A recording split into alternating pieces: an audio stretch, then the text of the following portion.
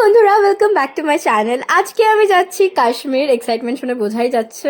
যাই হোক, সকালবেলা আমি মাকে প্রণাম করে আর কোকুকে আদর করে, খুব মন খারাপ ছিল ওর, আমি যাই ফিজিক্স পড়তে।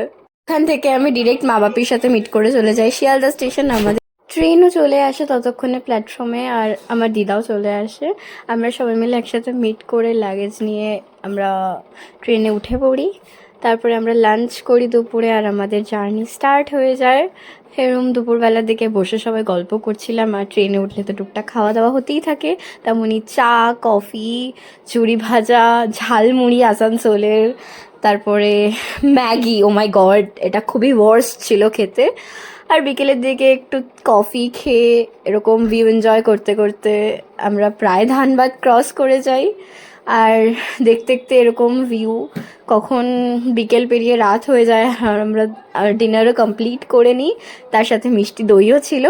তারপরে মাঝরাত হতে না হতে 12টা সাড়ে 12টার দিকে আমরা বেনারস ক্রস করি। আর স্টেশনে দেখতে দেখতে ভাবছিলাম এই সেই স্টেশন যেটা আর ঠিক 1 মাস আগে কিরকম ছিল ডিউরিং মহাকুম্ভ। যাই হোক, আমিও ঘুমিয়ে পড়ি। বাই বাই, দেখা হবে নেক্সট পার্টে। Wait for part 2।